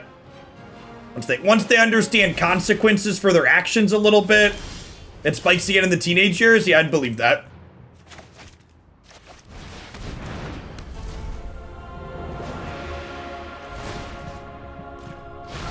Our fate The first 2 years of the first 2 to 3 years of your child's life, for those of you that aren't parents, your child basically just wants to touch and play with everything that can hurt or kill themselves, and your job as a parent is to prevent that from happening.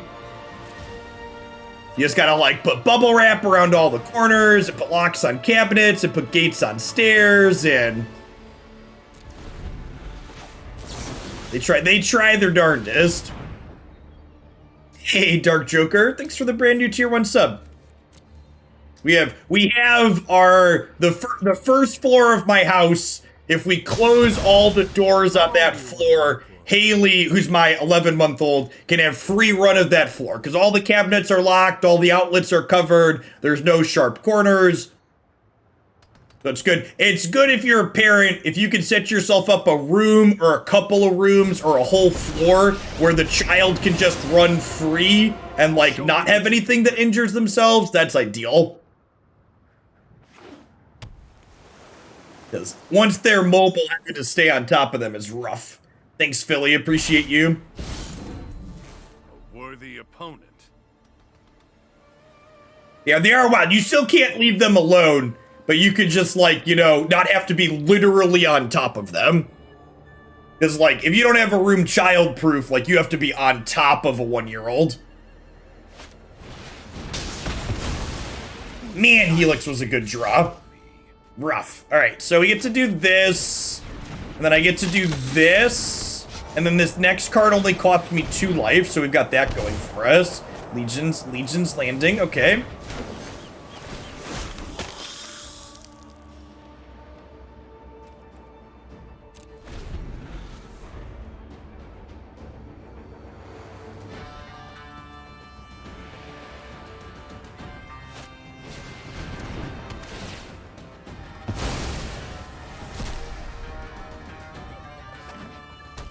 Or if they're going to go on the offensive with this Gideon, or if they're going to keep bubbling. Oh, they got auto-tapper, chat. They tap 2 white to draw this. Try getting through. Get got.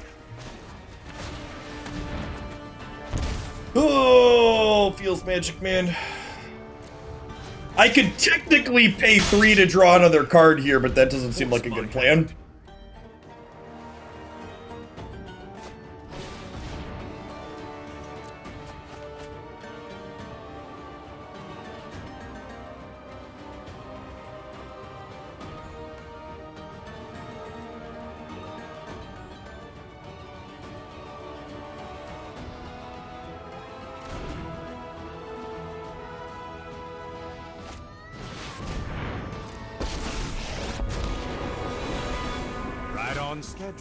Well, if Gideon doesn't attack here, I think I might pay 3 to draw a card at this point. We just bubble something again here. Yeah. Really want our second fracture off the top.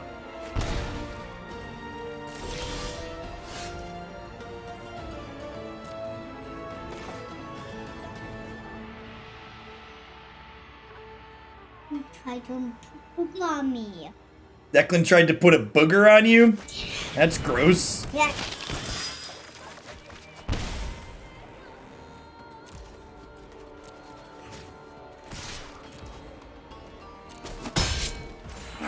That was uncalled for.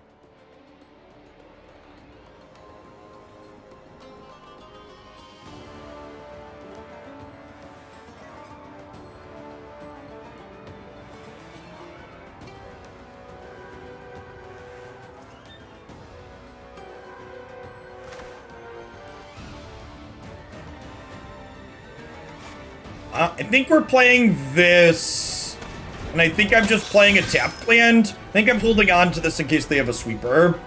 Although I guess playing this out would have been fine because this brings back things that cost different amounts.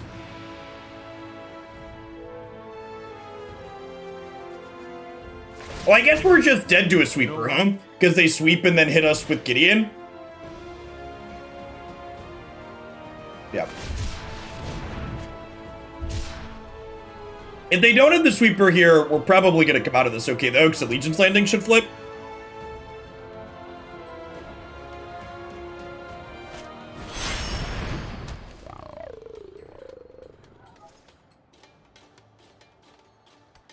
Rodino, thanks for the follow. Welcome to the channel. Good afternoon. Okay. They didn't bubble the lifelinker, so we got that going for us. This Ifnir Deadlands kills the Orphan Guard. We might be able to kill their Teferi here, which would be huge. And if we can get up to 5 life, that's also huge.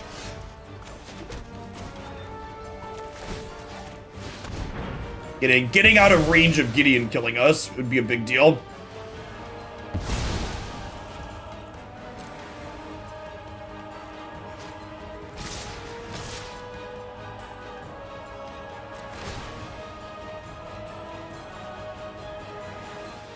Maybe I'm supposed to send everything at Teferi so a single removal spell doesn't keep him alive. Yeah.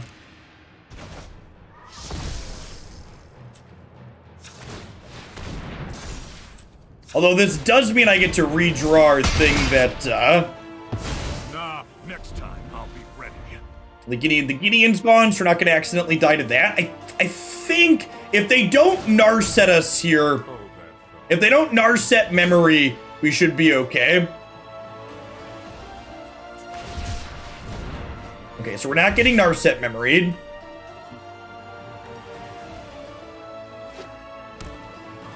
They have White Castle here to keep Teferi alive, unfortunately. Yeah, maybe I should have prioritized killing Teferi last turn over the Gideon. That's probably correct.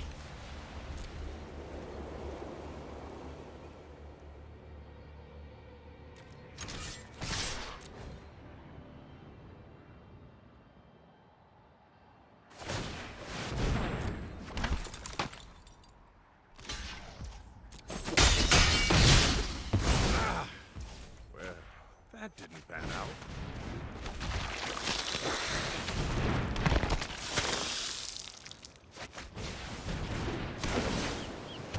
All in.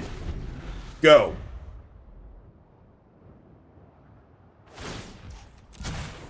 We need to move quickly.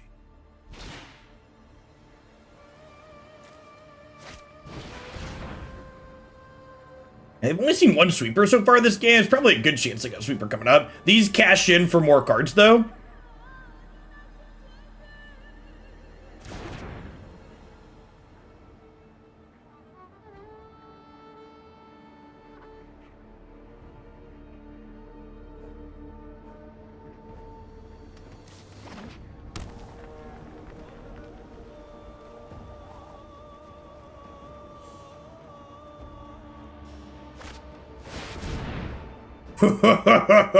This was another reason I played my hand out, because like desperation memory here was a real possibility.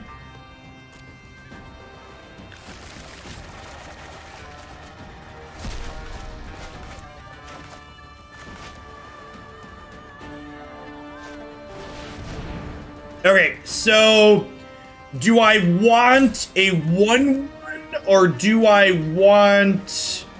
want to draw 2 extra cards? Honestly, I probably want to draw 2 extra cards, right? Yeah, because this can kill this, so I think I just want... Oh, I guess the token does that for me. Okay, yeah, I want the token. No, fuck! Oh, shit! Well, we were talking and clicking at the same time, but we messed up.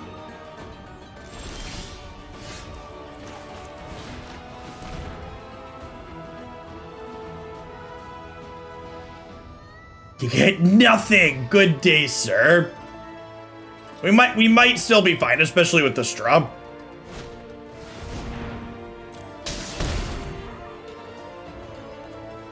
Yes. Okay, sweet.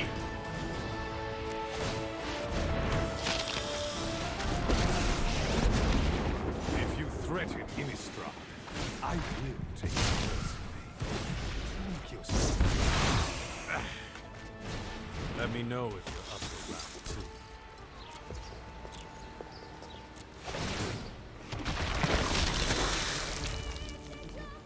Remember that time we misclicked really badly against Jeskai Control and we still just stuffed them in a box?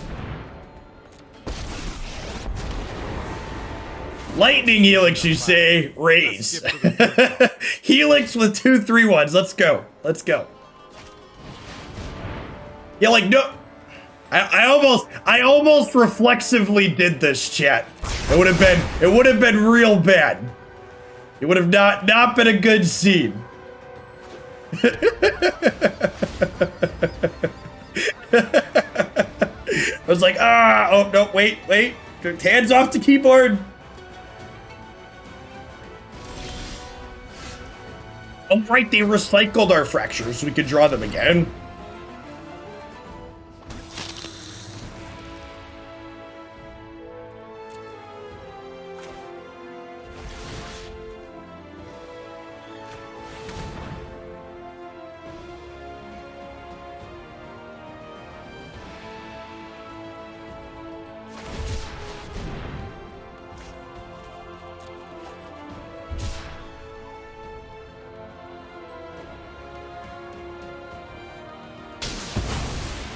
Hardly my worst.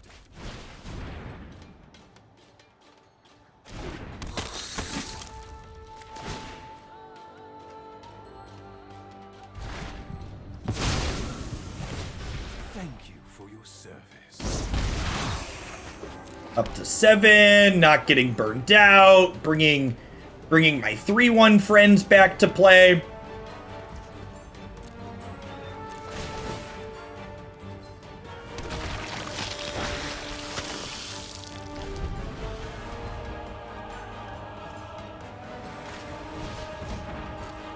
Our deck is like unreasonably good at grinding for like what our deck is. Epic last game to get. Yeah, Sorin is like a real engine.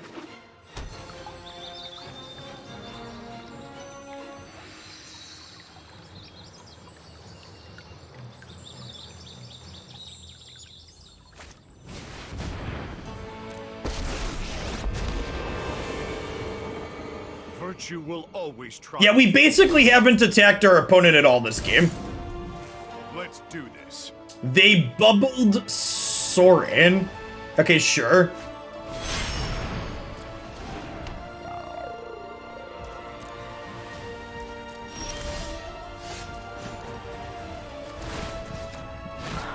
I bestow a mighty curse.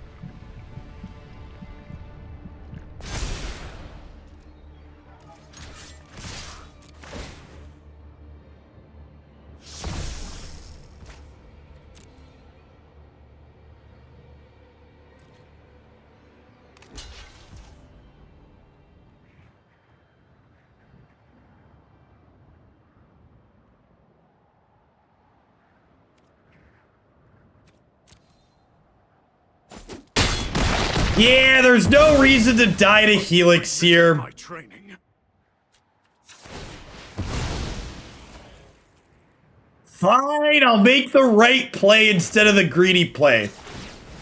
Are you happy, chat? Are you happy? My Vanguard is dead. He sacrificed his life. My dojo contains fear. I'm not happy, though.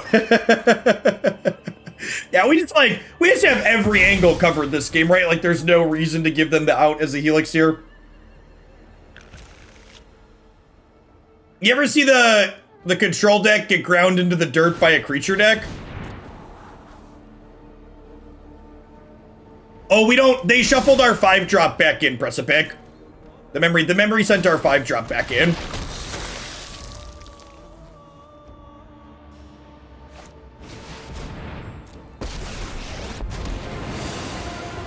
Let's slow this down.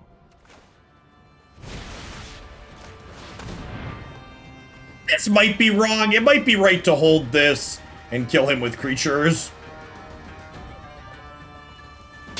But like, they have like white castles, which makes the math on killing him kind of messy.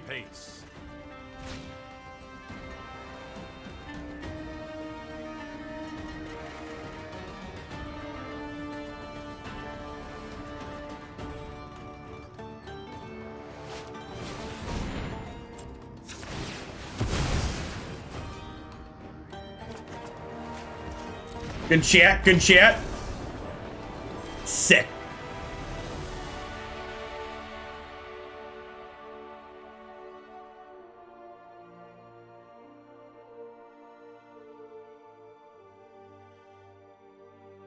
My kink is seeing creatures be Gandalf. So, I actually think this archetype's a pretty good choice for the format right at this very snapshot. Like, how that last game went, where we kind of like ground out the control deck, that's like kind of the average. That wasn't atypical about how this deck's gonna play out, right? We've got Black Castles, and we've got Legion's Landings, and we've got Silversmote Ghouls, Sorin, we've got our lands that bring things back into play, Champion of Dusk draws cards. I also don't think this deck has a god-awful pack matchup. I know we got punked in a really funny way against them in the one match that we played, but like, this deck ticks the boxes you want to tick there, right? Like, we have discard spells, we have pressure, and that's what you want to be doing there. I think while Pact is still legal, we might want like a couple more discard spells in our sideboard. Like maybe instead of these Reidanes, we want like 2 Duresses to board up to 8 8 discard spells. But I think our deck, you know, with our 10 1-drops and our anthems and like Vanguard, we're not just dead against Pact, which is nice. So if you're looking for a sweet creature deck that can grind out stuff like that, it seems like a great choice. I don't think your girl matchup is good, but it's not unwinnable either. I think it's probably pretty play draw dependent. Like when they're on the play, especially if they have Land War Elves, you get run down, but you have good play to your stuff there. They end up banning Pact tomorrow, so I'm going to wait. So again, for people that are just joining us, if you didn't see the news, there is a ban and restricted update coming tomorrow. And the reason why we know this is this URL says May 19th, 2021, and it says you are not authorized to access this page.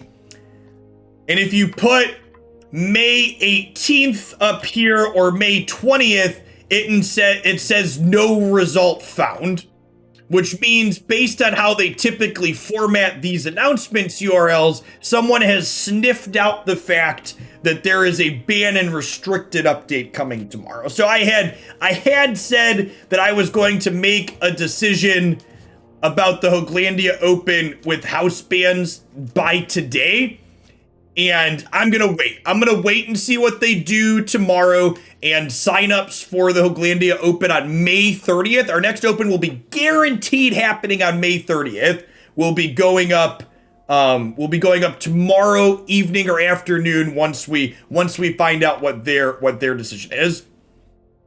So yeah, so that's good. Also, BT Duds, for people that like sweet things and playing in our opens, Cool Stuff Inc. has been really happy with our opens, and we're gonna have increased prize support for the next one. I've elected to still not have it be super top heavy, but this is gonna be what the prize support's gonna look like for the next one. So previously it had been $20 in credit for 4 match wins, and we're extending that down to 3 match wins and kicking everything else up by $20 basically. So we're, again, if you haven't played in our tournaments before, they're super community focused, so they're not super cutthroat in general. We just want to encourage people to have a good time playing Magic. So rather than putting all of the prizes to like first and second and mostly to top 8, we like to spread them down as much as we can. All right. At any rate, for the last segment of the stream today, we have the Star Trek promo that's going on all week. And we're going to play some of Star Trek Fleet Command here for the last couple hours of the stream today. So I'm going to get that